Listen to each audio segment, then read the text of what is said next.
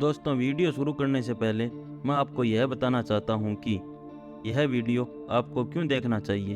यदि आप एक कामयाब इंसान बनना चाहते हैं, यदि आप अमीर बनना चाहते हैं, यदि आप यह जानना चाहते हैं कि पैसा कैसे काम करता है, यदि आप अमीर बनने के बाद हमेशा अमीर बने रहना चाहते हैं, यदि आप पैसों के साथ अपना बिहेवियर को समझना चाहते हैं, तो यह वीडियो आपको ज़रूर देखना चाहिए। मॉर्गन हाउसल द्वारा लिखी गई किताब द साइकोलॉजी ऑफ मनी एक ऐसी किताब है जिसमें हमें पैसों के मनोविज्ञान के बारे में बताया गया है।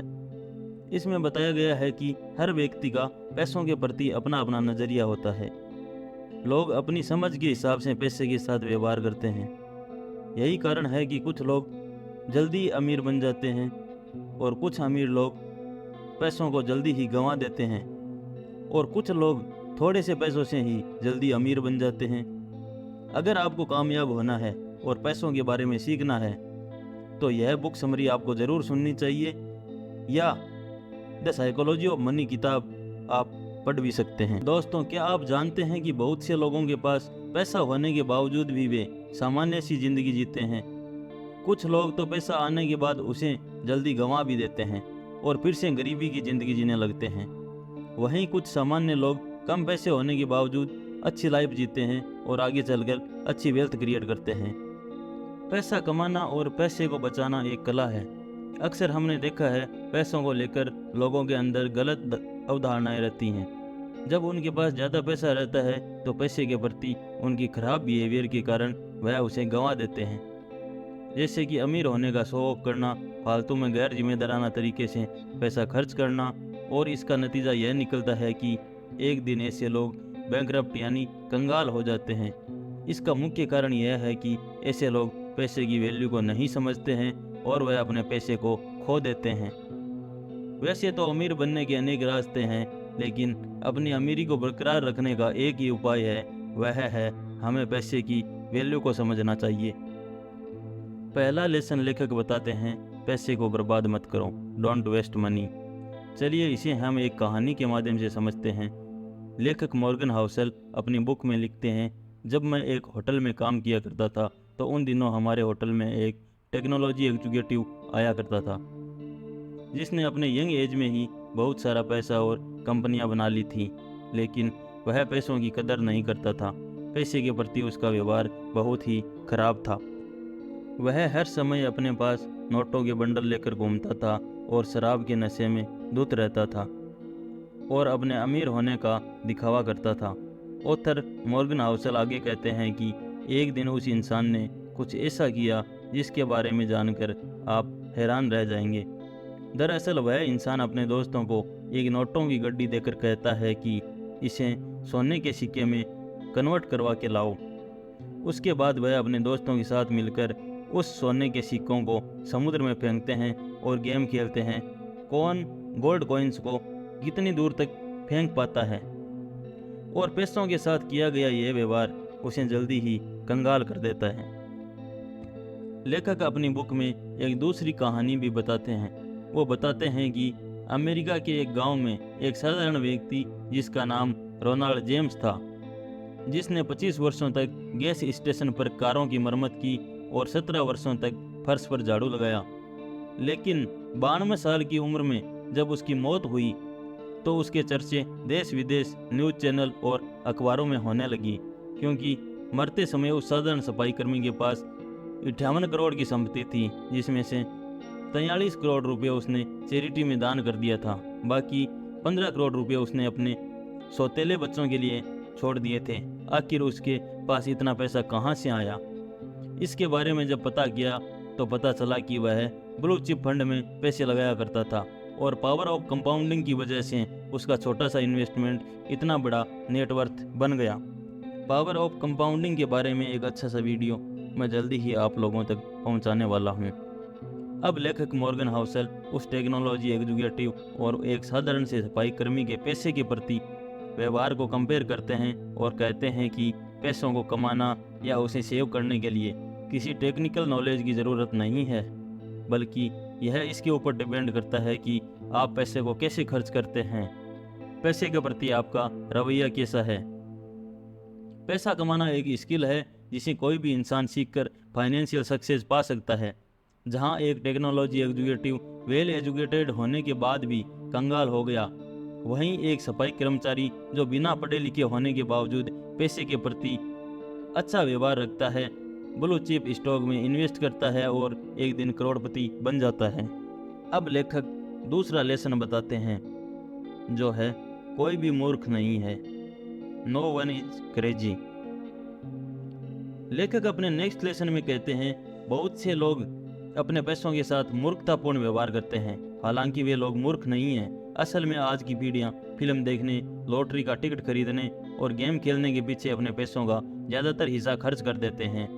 यह काम ज़्यादातर वही लोग करते हैं जो गरीब होते हैं या जो मिडिल क्लास फैमिली से बिलोंग करते हैं, जो इमरजेंसी में 20-25 हज़ार रुपये भी अरेंज नहीं कर सकते। क्या ऐसे लोगों को गेम्स खेलना, लॉटरी टिकट खरीदना कोई सेंस बनता है?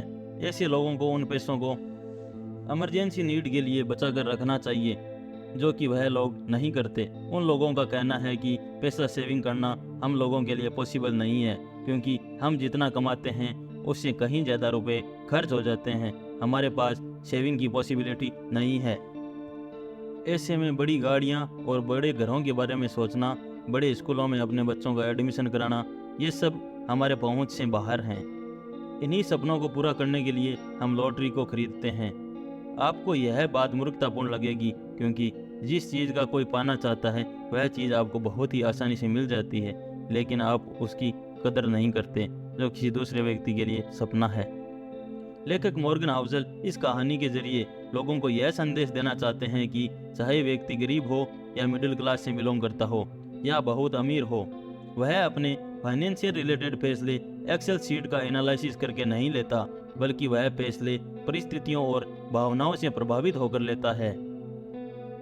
ऐसा हो सकता है जो फैसले मैं लूं वह आपको मूर्खतापूर्ण लगे, या यह भी हो सकता है जो फैसले आप ले रहे हो वह मुझे मूर्खतापूर्ण लगे। लेकिन हमारी फाइनेंशियल सक्सेस या ग्रोथ इस बात पर डिपेंड करती है कि हम परिस्थितियों और भावनाओं के ऊपर नियंत्रण रखते हुए अपने पैसे को किस तरह से मैनेज या सदुपयोग करते हैं। अब अगला लेसन है भाग्य और जोखिम, यानी लक एंड रिस्क। भाग्य और जोखिम के बारे में लेखक मॉर्गन हाउसल का कहना है कि भाग्य और जोखिम भाई भाई हैं। ये दोनों वास्तविकता के प्रमाण हैं। जीवन में हर नतीजा व्यक्तिगत प्रयासों और भाग्य पर भी निर्भर करता है, जिसके साथ जोखिम भी जुड़ा होता है। इसे हम कहानी के माध्यम से समझते हैं, जिसका वर्णन मॉर्गन हाउसल ने अपनी बुक में किया है। लेखक बताते हैं कि 1968 में जब बिल गेट्स एक स्कूल में पढ़ने जाते थे, उस समय पूरे विश्व में 30 करोड़ उनके जैसे स्टूडेंट हाई स्कूल में पढ़ा करते थे। वह जिस लेक साइड स्कूल में पढ़ा करते थे वह फाइनेंशियल मजबूत थी, बहुत ज़्यादा महंगी थी। उनके पास बच्चों को सिखाने के लिए कंप्यूटर भी था। बिल गेट्स उस दौर के लकी स्टूडेंट थे जिन्होंने कंप्यूटर सीखने का मौका मिला। ऑन रिकॉर्ड बिल गेट्स ने एक इवेंट में यह बात कही थी, अगर लेक साइड स्कूल नहीं होता तो शायद मेरी कंपनी माइक्रोसॉफ्ट भी नहीं होती।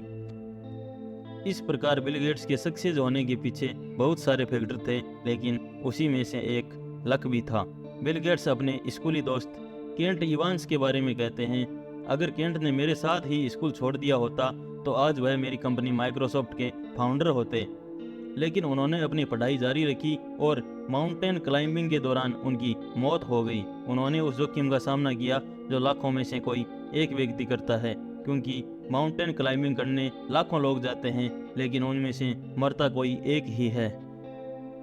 इस प्रकार से लेखक मॉर्गन हाउसल भाग्य और जोखिम को समझाते हैं, जिसका मतलब यह हुआ कि बिल गेट्स की सफलता के पीछे उनके भाग्य का हाथ है। हालांकि सफलता मिलने के पीछे भाग्य के अलावा और भी कई फैक्टर होते हैं, जैसे कि प्रयास, हार्ड वर्किंग, डिसीजन, सही मार्गदर्शन का काम करना इत्यादि। अगला लेसन है कभी भी पर्याप्त नहीं है, never enough. Psychology of money के बारे में समझाने के लिए लेखक कोलकाता में जन्मे रजत गुप्ता का उदाहरण देते हैं। वे बताते हैं कि रजत अनाथ होने के बावजूद 40 साल की उम्र में प्रेस्टीजियस कंसल्टिंग फर्म के CEO बने। उनके पास 2008 के दौरान कुल 100 मिलियन संपत्ति थी, जिसे वह चाहते तो बैंक में रखकर ब्याज के जरिए बिना कुछ किए बैठे ही 2 घंटे में 1 लाख रुपए कमा सकते थे। लेकिन वह इतने पैसों से संतुष्ट नहीं थे। वह करोड़पति से अरबपति बनना चाहते थे। उस वक्त वह गोल्डमैन सच इन्वेस्टमेंट बैंकिंग कंपनी के डायरेक्टर थे। उनके पास इतना पैसा रहने के बावजूद भी वह लालच में आ गए और ऐसा काम कर दिया जिसके कारण वर्षों का बना बनाया रेपुटेशन मिट्टी में मिल गया। वह बोर्ड मीटिंग में मिले सीक्रेट्स जानकारियों को फाइनेंशियल प्रॉफिट के लिए बेच दिया करते थे। इनसाइडर ट्रेडिंग के गुनाह में उन्हें दोषी करार देकर जेल में डाल दिया गया। रजत गुप्ता के एग्जाम्पल से लेखक समझाना चाहते हैं कि ऐसे बहुत से लोग हैं जो अपनी फाइनेंशियल गोल को अचीव कर लेने के बाद भी दूसरा फाइनेंशियल गोल अचीव करना चाहते हैं। ऐसे लोग रुकते ही नहीं हैं। एक फाइनेंशियल गोल पूरा होने के बाद दूसरे गोल को पूरा करने के लालच में लग जाते हैं, लेकिन ऐसा ना करके पैसे से ज़्यादा अपने परिवार एवं सुख शांति को महत्व देना चाहिए, क्योंकि ज़्यादा पैसों का लालच आपके दिमाग की शांति को भंग कर सकता है। इन सभी के अलावा दूसरे व्यक्ति के फाइनेंशियल ग्रोथ से अपनी ग्रोथ की तुलना कभी भी नहीं करनी चाहिए। जैसे कि मेरे दोस्त के पास रेंज रोवर है, ऑडी है, तो मेरे पास भी होना चाहिए। ऐसी सोच को अपने दिमाग से निकाल देना ही ठीक रहता है। अगला लेसन है मनी कंपाउंडिंग। कंपाउंडिंग के विषय में लेखक वॉरेन बफेट के बारे में बताते हैं। वॉरेन बफेट को आज के टाइम में कौन नहीं जानता। लेखक बताते हैं कि वॉरेन बफेट जब बच्चे थे तब से वे स्टॉक मार्केट में इन्वेस्ट करते आ रहे हैं। आज के समय उनकी नेटवर्थ 86.5 बिलियन डॉलर है, लेकिन इसमें से उन्होंने 81.5 बिलियन डॉलर अपनी रिटायरमेंट एज यानी 60 वर्ष की उम्र में इकट्ठी की है। इसमें कोई संदेह नहीं है कि आज के समय में वॉरेन बफेट अद्भुत इन्वेस्टर हैं, लेकिन उनके जीवन से यह सीखने को मिलता है कि पैसा बनाने के लिए लगातार इन्वेस्ट करते रहना चाहिए। यहाँ एक नॉर्मल इंसान 20 वर्ष की आयु में पढ़ाई करता है, वहीं वॉरेन बफेट उस समय 9.3 मिलियन डॉलर के मालिक थे। इस उदाहरण को देखकर यह कहा जा सकता है कि वॉरेन बफेट के कामकाजी का सबसे बड़ा रीजन छोटी उम्र में इन्वेस्ट करना है, जिसे उन्होंने रिटायरमेंट की उम्र तक कंटिन्यू चालू रखा। अब अगला लेसन है अमीर बनना वर्सेज अमीर बने रहना। Getting rich versus staying rich. अमीर बनना या कंटिन्यू अमीर बने रहना, इस विषय में लेखक का कहना है कि अमीर बनना बहुत आसान है, लेकिन हमेशा अमीर बने रहना इतना आसान नहीं है, क्योंकि ज़्यादातर लोग बिजनेस स्टार्ट करने के कुछ दिनों बाद फेल हो जाते हैं। ऐसे बहुत सारे सेलिब्रिटीज़ भी हैं जिन्होंने फाइनेंशियल ग्रोथ अच्छी की, लेकिन कुछ समय बीतने के बाद वो ब्रोक हो गए। वह अपनी अमीरियत बरकरार नहीं रख सके, और ऐसे और भी बहुत सारे उदाहरण हैं। इसलिए अपने career, business field, stock market, investing के क्षेत्र में सक्सेस पाने के लिए सबसे ज़्यादा ज़रूरी यह है कि हम लंबे समय तक सर्वाइव कर सकें। इसे आप समझने के लिए वॉरेन बफेट का एग्जाम्पल ले सकते हैं। हम ऐसा इसलिए कह रहे हैं क्योंकि वॉरेन बफेट के साथ ऐसे बहुत सारे इन्वेस्टर्स थे जिन्होंने स्टॉक मार्केट में इन्वेस्ट किया, अच्छा पैसा बनाया, लेकिन वॉरेन बफेट की तरह कामयाबी हासिल नहीं कर सके। इसका मुख्य कारण यह रहा कि वह लंबे समय तक स्टॉक मार्केट में सर्वाइव नहीं कर सके, जिसकी वजह से वे लोग फेल हो गए। अगला लेसन है सेव मनी यानी पैसा बचाएं। बचत करने के मामले में 3 तरह के लोग पाए जाते हैं। पहले वो जो सोचते हैं उन्हें बचत करने की ज़रूरत नहीं है। दूसरे वो जो सोचते हैं वे बचत नहीं कर सकते। और तीसरे वो जो बचत करते हैं। वक्त के साथ साथ तीसरे बहुत ही अमीर बन जाते हैं, उनका बुढ़ापा आराम से कटता है। लेकिन बाकी लोग उम्र भर तंगहाली का जीवन व्यतीत करते हैं और दूसरों पर निर्भर रहते हैं। वे स्वभाव में बहुत ही कड़वे हो जाते हैं। इसलिए आज से ही बचत करना सीखें और बचे हुए पैसों को इन्वेस्ट करना सीखें। अगला लेसन है सरप्राइज। इंसान को ज़िंदगी में हमेशा सरप्राइज के लिए तैयार रहना चाहिए। ऐसे ही पैसे को लेकर भी आपको सरप्राइज मिल सकता है। बहुत से लोग कोरोना से पहले शेयर मार्केट में बहुत अच्छा पैसा कमा रहे थे, लेकिन अचानक से कोरोना आ गया और सारा मार्केट धड़ाम से गिर गया। बहुत से लोगों को लॉस भी हुआ, लेकिन बाद में फिर से मार्केट ऊपर चला गया था। ऐसे ही किसी कंपनी जिसे आप बहुत अच्छी तरह से समझ रहे हो, उसमें कोई घोटाला कर दे तो वह डूब जाती है और आपका पैसा भी डूब जाता है। इसलिए हमेशा चौकन्ने रहें। अगला लेसन है यू विल चेंज। वक्त के साथ हर इंसान बदल जाता है। एक शरारती बच्चा आगे चलकर एक जिम्मेदार इंसान भी बन सकता है और एक शरीफ आदमी आगे जाकर बदमाश भी बन सकता है। ऐसे ही जो भी सपने और गोल हमने आज बनाए हैं, हो सकता है वे पूरे ना हो, लेकिन फ्यूचर में हम कुछ नया भी कर सकते हैं। अपने पास्ट में न जीते रहें। यह न सोचें कि स्कूल या कॉलेज में आपके मार्क्स कम आए हुए थे, आप अच्छे स्टूडेंट नहीं थे। इससे कोई फर्क नहीं पड़ता। आपका फ्यूचर आपके पास्ट पर बिल्कुल भी निर्भर नहीं करता है।